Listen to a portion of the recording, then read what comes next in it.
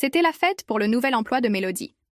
Un brunch chaleureux que ses amis et notre famille avaient organisé dans un café moderne du centre-ville d'Asheville.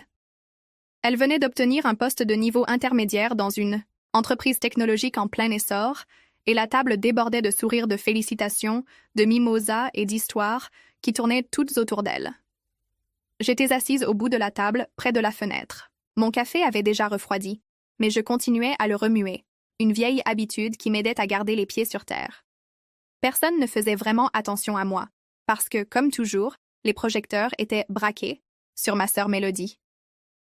Elle était assise, les jambes élégamment croisées, la lumière du soleil faisant briller sa bague de fiançailles et ses ongles fraîchement faits. « Harper !» lança-t-elle à haute voix de l'autre côté de la table, avec juste assez de charme pour que ça pique. « Tu fais toujours quoi déjà? Du freelance? À ton âge ?» Avant que je ne puisse répondre, elle éclata de rire et se tourna vers son amie à côté. Elle n'arrive tout simplement pas à se poser dans une vraie carrière.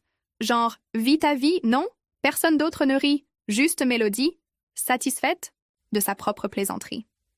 Puis elle ajouta, encore plus fort, « Certaines personnes se contentent de vivre en aspirant le succès des autres, au lieu de réussir par elles-mêmes. » Je ne réagis pas. Je ne la regardais pas. Je pressais simplement mes lèvres l'une contre l'autre et continuais à remuer mon café. Ma mère murmura un « Mel, ça suffit ». Mais ma sœur haussa les épaules. Dans le monde de Mélodie, le silence était une preuve d'échec. Mon père tenta de changer de sujet.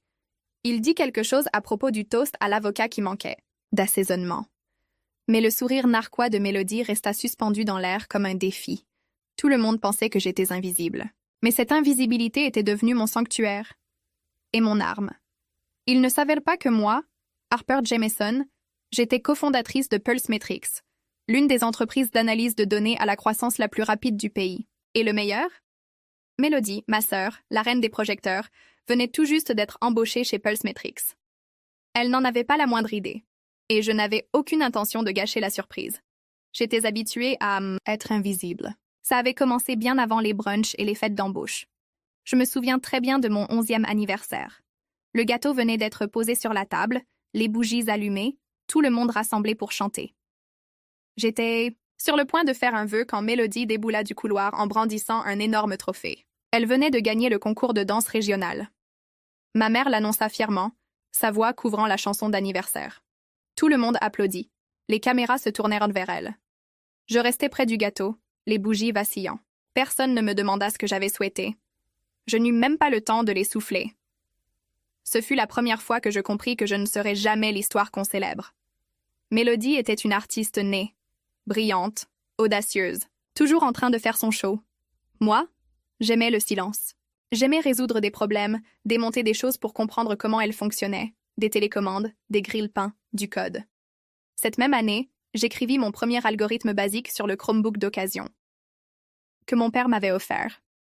J'en devins accro.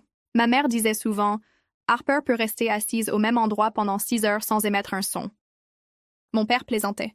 « On a une fusée et une lampe de poche dans cette maison. Devinez qui est qui. » Inutile de deviner. Mélodie était la fusée. J'étais le faisceau de lumière silencieux que personne ne remarquait, mais qui ne s'éteignait jamais.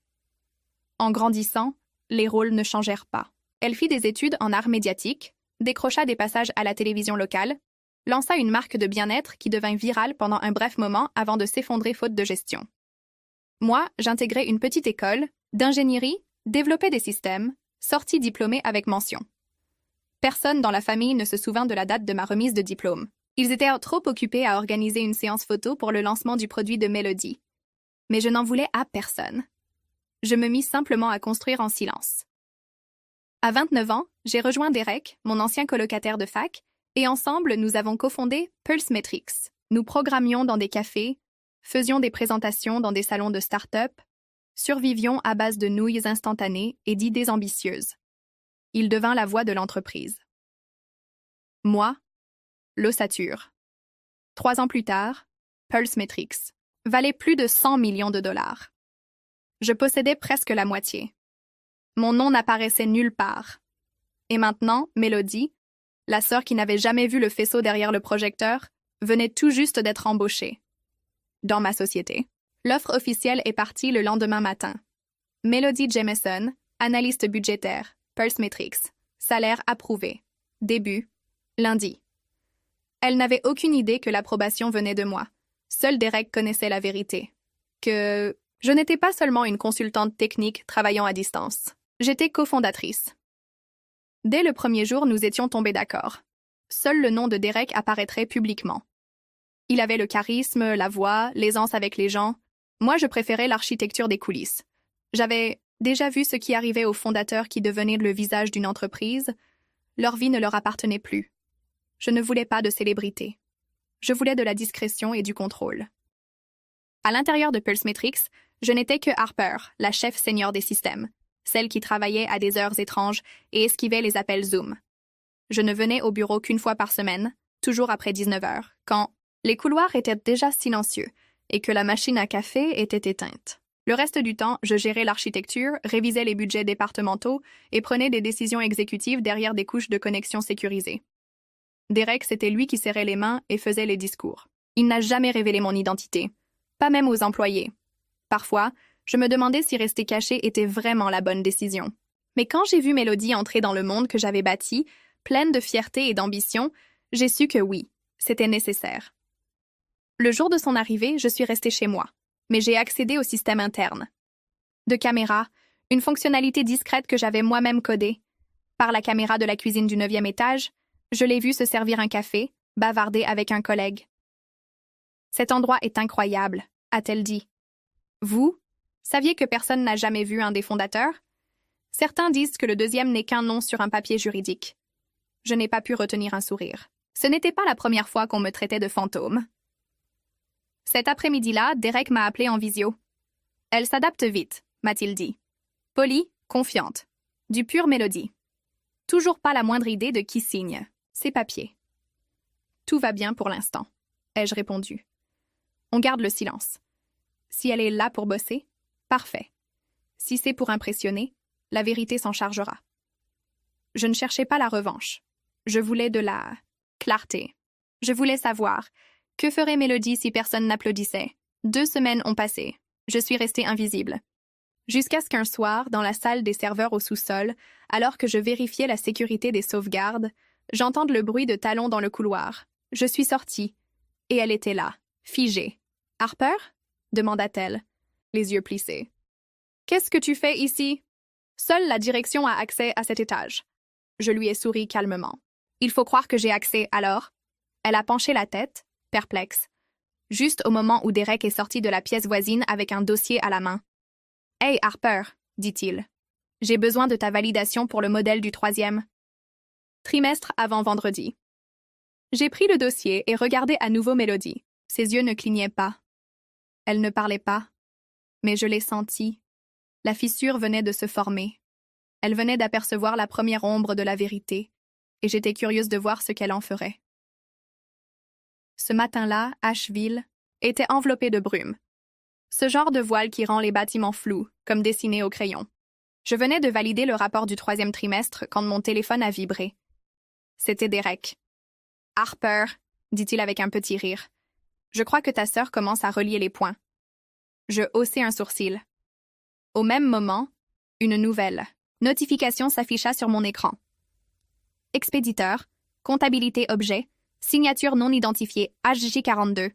Veuillez confirmer l'autorité exécutive. Mon cœur ralentit. Il était temps. Presque 2 mois s'étaient écoulés depuis que Mélodie avait officiellement rejoint Pulsemetrics. Pendant ce temps, elle s'était rapidement intégrée, confiante en réunion, affirmée dans les discussions budgétaires. Je l'observais en silence, approuvant ses demandes, sans jamais signer de mon nom complet. Jusqu'à maintenant. Elle était tombée sur mon code interne, HJ42, accolé aux validations de budget, aux mémos contractuels, aux directives financières. Le lendemain matin, j'étais assise dans le café de l'entreprise, à moitié dissimulée derrière un journal, quand j'ai entendu une voix familière. « C'est qui cette Harper G, au fait? » demanda Mélodie à un collègue. « Je vois son nom partout dans les fichiers budgétaires. Personne ne semble savoir qui c'est. » Son collègue haussa les épaules. « Certains disent que c'est comme un fantôme. Elle ne signe que les grosses décisions. » Mélodie ricana. « Génial. Une dirigeante fantôme. Moi, je ne fais pas confiance aux noms sans visage. » Je serrai ma tasse. Elle n'avait toujours pas compris, tout ce qui est réel n'a pas besoin d'être bruyant. 3 jours plus tard, elle est allée droit au service finance et a demandé l'accès aux archives budgétaires exécutives. Avec son niveau d'autorisation, elle l'a obtenu. Elle a ouvert dossier après dossier, jusqu'à tomber sur celui qui portait mon nom complet. Harper Jamieson, cofondatrice, CTO. À chaque page, la vérité devenait impossible à ignorer. La même sœur qui m'avait autrefois traité d'assistée contemplait maintenant la signature qui avait validé son tout premier salaire. Cet après-midi-là, j'ai reçu une alerte système, accès interne détecté, Monsieur Jameson, archive. Exécutive consultée. Elle avait ouvert les documents de fondation. Harper Jamieson. Derek Lynn, cofondateur. 50-50. Titre, directrice technique. H. Jameson. Je l'imaginais à ce moment précis, les yeux rivés à l'écran, le visage figé. Mélodie n'explosait pas sous le choc. Elle devenait silencieuse. Mais ses yeux, ils brûlaient. Je suis arrivée au bureau plus tôt que d'habitude, juste pour la voir de mes propres yeux. Et bien sûr, dans la salle de pause du 2e étage, elle se tenait près du comptoir, serrant une feuille imprimée comme si elle risquait de disparaître. « Ça va » demandai-je doucement.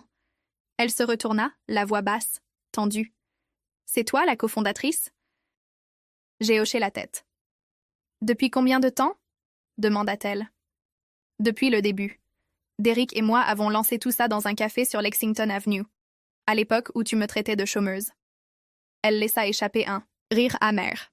« Donc, j'ai travaillé sous tes ordres tout ce temps. »« Tu as fait du bon travail, » dis-je simplement. « C'est pour ça que tu es toujours là. » Elle baissa les yeux. J'ai sorti une proposition de projet de mon dossier et la lui ai tendue, une initiative à but non lucratif pour l'accès aux données. On lance ça au prochain trimestre. C'est centré sur l'accès à la technologie pour les écoles publiques. Tu serais parfaite pour ce projet. Elle n'a pas pris le papier, mais quelque chose dans son expression a changé. Je me suis retournée pour partir. Elle aurait besoin d'espace. Mais pour la première fois depuis des années, Mélodie ne me regardait plus avec mépris. Juste une sorte de prise de conscience silencieuse. Et peut-être une pointe de regret. Le gala du 5e anniversaire de Pulse Metrics avait lieu dans un bâtiment entièrement vitré, surplombant les montagnes Blue Ridge. Un chef-d'œuvre d'architecture moderne, perché au-dessus de la ligne d'horizon d'Asheville. Dans la loge des invités, je me tenais devant le miroir mural. La robe noire que je portais était sobre, élégante, minimaliste. Mes cheveux étaient relevés avec précision et une légère touche de rose sur mes lèvres était le seul éclat de couleur. Je ne m'étais pas habillée pour être vue. Je m'étais habillée pour appartenir à ce moment, même s'il me terrifiait. J'avais toujours trouvé du réconfort dans le silence, dans les ombres.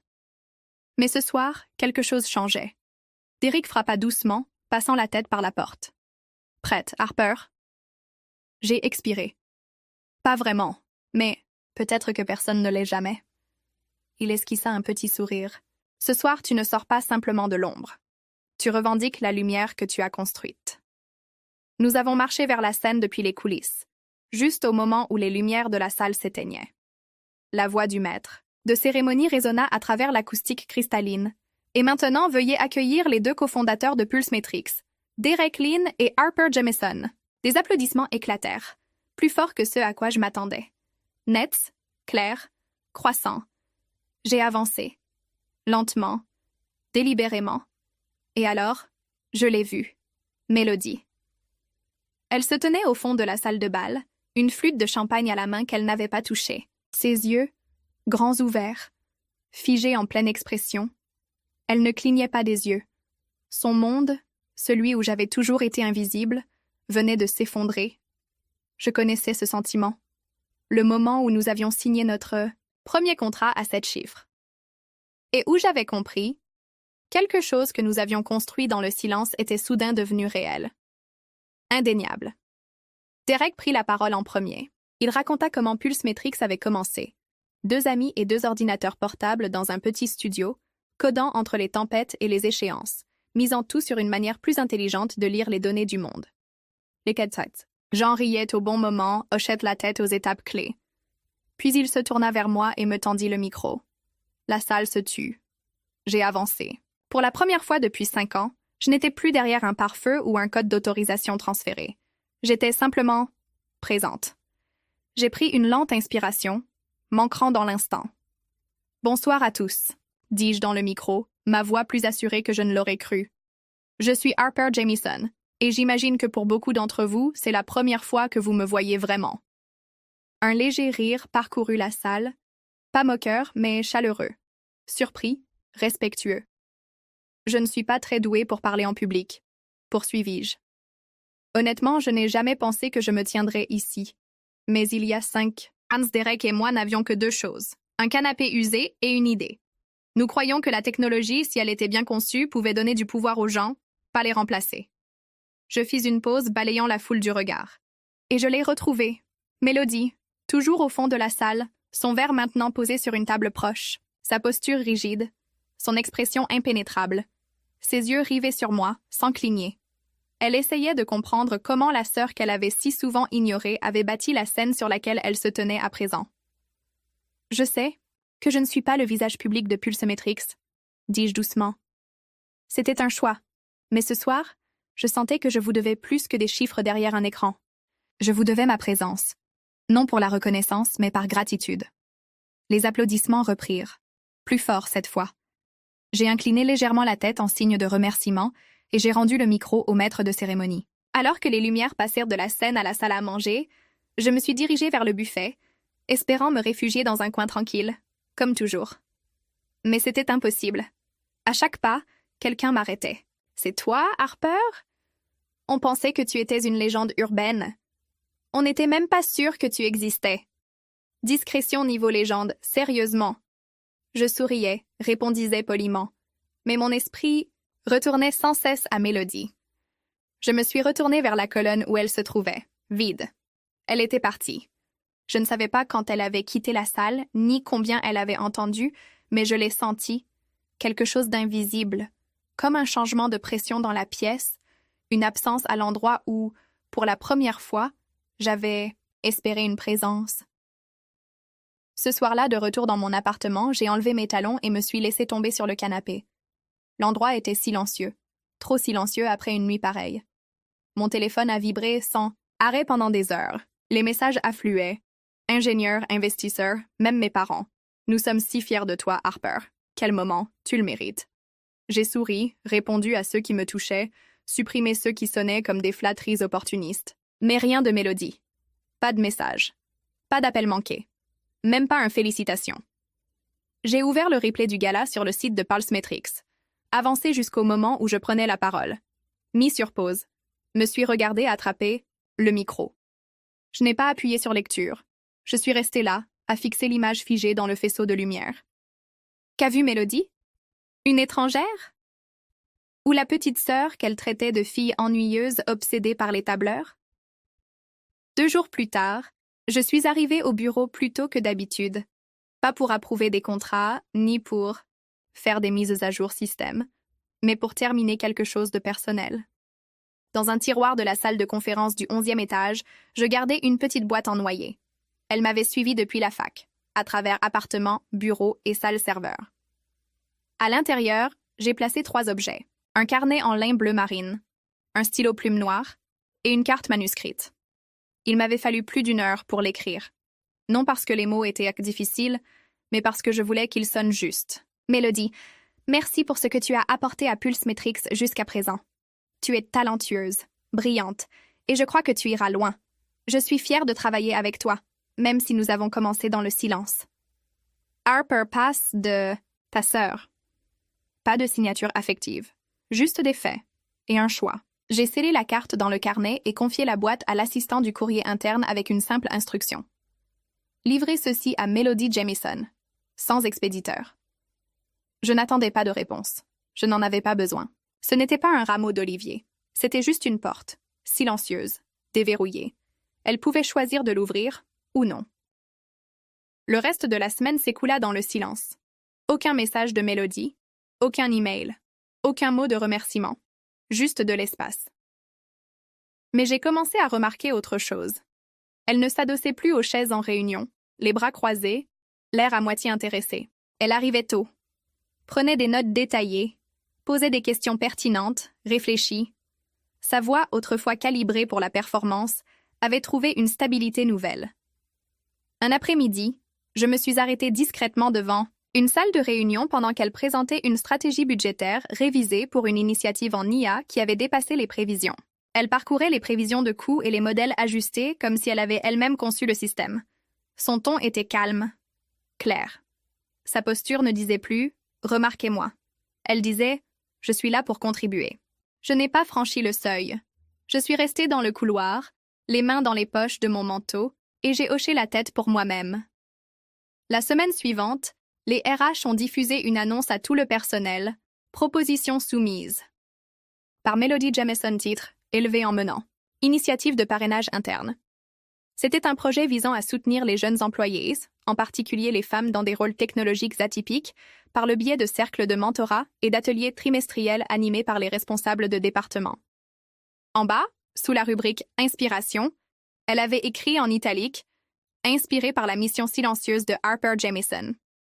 J'ai lu la proposition 3 fois, lentement, laissant chaque mot s'imprégner. Je ne cherchais pas la reconnaissance, mais d'une certaine façon, cette ligne a allégé un poids dont je ne soupçonnais même pas l'existence. Cet après-midi-là, je suis entrée dans la salle de pause à mon heure habituelle. Mélodie se tenait près du comptoir, versant de l'eau chaude dans la bouilloire électrique. Elle était seule. Pas de projecteur. Pas de public. Lorsqu'elle s'est retournée et m'a vue, nous nous sommes figés toutes les deux. Plus aucune dureté dans son regard. Plus de tension dans ses épaules. Plus d'armure. Juste une conscience silencieuse. Elle a hoché légèrement la tête. Et pour la première fois, je ne l'ai pas vue comme la sœur qui s'était autrefois moquée de mon invisibilité. J'ai vu quelqu'un qui écoutait. J'étais sur le point de passer devant elle, un moment banal dans un après-midi tranquille. Quand Mélodie a parlé. « Le stylo est magnifique », dit-elle d'une voix douce. « Et le carnet, j'y ai déjà écrit quelques pages. » Je me suis tournée, surprise mais calme. « Je suis contente qu'il t'ait plu. » Elle hocha de nouveau la tête, fixant sa tasse comme si elle y voyait autre chose que du thé. « Je crois que je ne t'ai jamais vraiment comprise, » dit-elle après une pause. « Ou peut-être que je n'ai jamais essayé. » Je n'ai rien répondu. Je n'en avais pas besoin. Parfois, le silence est la seule façon de laisser quelqu'un aller au bout de ses mots. « Il y a quelque chose que je veux dire, » reprit-elle, sa voix baissant d'un ton plus sincère que je ne l'avais entendu depuis des années. « Tu n'étais pas obligé de me donner une chance ici, pas après tout ce que j'ai pu dire, mais tu l'as fait, et tu ne me l'as jamais reproché. Tu n'as pas essayé de m'éclipser, de m'humilier ou de faire un grand discours. » Elle releva les yeux, incertaine mais ouverte. « Ça en dit bien plus sur qui tu es que tout ce que j'ai jamais pensé de toi. » Un instant, je n'ai plus vu la sœur qui avait interrompu mon vœu d'anniversaire avec un trophée.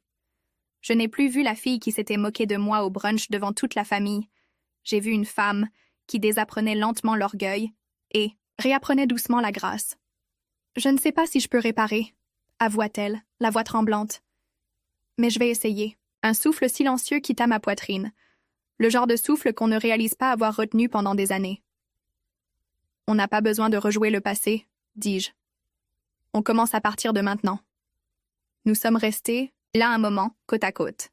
Pas de projecteur. Aucun témoin. Juste de la quiétude et une compréhension douce. Pas de grands gestes. Pas d'excuses de film. Juste la vérité. Enfin reconnue. Et c'était suffisant. Et d'une certaine manière, les choses ont changé. Mélodie n'était plus la plus bruyante dans la pièce. Elle écoutait davantage. Interrompait moins. Elle laissait les voix juniors terminer leurs pensées, même si elles trébuchaient. Elle se portait volontaire pour les tâches peu glorieuses, les audits budgétaires, le nettoyage de tableurs, le travail de l'ombre qu'elle méprisait autrefois. Et moi, j'ai arrêté d'éviter mon propre reflet. J'ai commencé à parler lors des réunions techniques. J'ai pris le micro pendant les sessions d'intégration. Je me suis tenue devant les stagiaires et je leur ai dit, sans orgueil, mais avec clarté, « Il n'est pas nécessaire d'être bruyante pour diriger.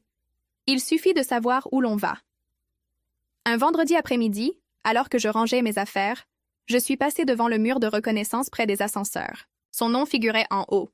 Meilleure contributrice T2, Melody Jamieson. Elle se tenait à quelques pas, le lisant en silence. Quand nos regards se sont croisés, elle m'a offert un petit sourire. « Merci », dit-elle. de ne pas avoir renoncé à moi. Je lui ai rendu son sourire. Ce n'est que le début. Ce dimanche-là, notre famille s'est retrouvée, comme d'habitude dans un café ensoleillé près de Pack Square, avec des chaises en bois écaillées et l'odeur persistante du sirop d'érable dans l'air. Tout semblait pareil, mais quelque chose était différent. Mélodie est arrivée avec quelques minutes de retard. Pas de talons tape à l'œil, pas de maquillage. Juste un chemisier blanc, un jean et une queue de cheval nouée à la va-vite. Elle s'est approchée de moi et m'a simplement salué d'un signe de tête. J'ai répondu de la même manière. Pas de geste théâtral, juste une présence. Plus tard, alors que ma mère parlait longuement de son potager de tomates, mon oncle Ron s'est tourné vers moi avec un sourire moqueur. « Alors, Harper, toujours en train de bidouiller tes ordinateurs? Ça doit être amusant de rester devant des chiffres toute la journée. » J'ai souri. Avant que je ne réponde, Mélodie posa sa tasse. « Tonton, » dit-elle d'une voix claire, « Harp est la personne la plus brillante que j'ai jamais connue. Sans elle, je ne serais pas là où je suis aujourd'hui. » La table est devenue silencieuse. Elle me regardait droit dans les yeux. Elle m'a appris quelque chose que j'ai longtemps ignoré. Que la vraie force ne parle pas toujours en premier. Elle se construit en silence. Et lorsqu'elle est prête, elle s'exprime par les actes, pas par les applaudissements. Oncle Ron cligna des yeux. Ma tante hocha doucement la tête, pensive. Ma mère me prit doucement la main. Après, le repas pendant qu'on se préparait à partir, Mélodie s'est approchée de moi, veste à la main. « Tu n'as pas à me pardonner, » murmura-t-elle. Mais je ne suis plus la même personne. Je me suis tournée vers elle, et pour la première fois depuis longtemps, j'ai souri sans me protéger. « Je sais, » répondis-je. « Et je n'ai jamais eu besoin que tu t'excuses. » Nous sommes sortis en silence. Mais ce n'était pas le genre de silence qui éloigne. C'était celui qui permet à quelque chose de nouveau de commencer. Plus tard ce soir-là, je me suis installée, près de la fenêtre avec une tasse de thé, regardant les lumières d'Asheville se fondre dans les collines. Un message de Derek s'afficha sur mon écran. Le brunch n'avait pas l'air trop mal aujourd'hui. J'ai répondu « Pas mal. Disons que c'est un nouveau départ. Parce que parfois, la guérison n'arrive pas avec des tambours. Elle arrive quand les gens se voient enfin, non à travers les attentes passées, mais à travers une compréhension honnête et silencieuse. Mélodie et moi ne serons jamais les sœurs parfaites des cartes postales, mais nous ne sommes plus sur des rives opposées. Nous sommes deux femmes adultes, toutes deux changées, toutes deux encore en chemin. Et pour moi, c'est plus que suffisant. Pour refermer un chapitre et commencer doucement le suivant,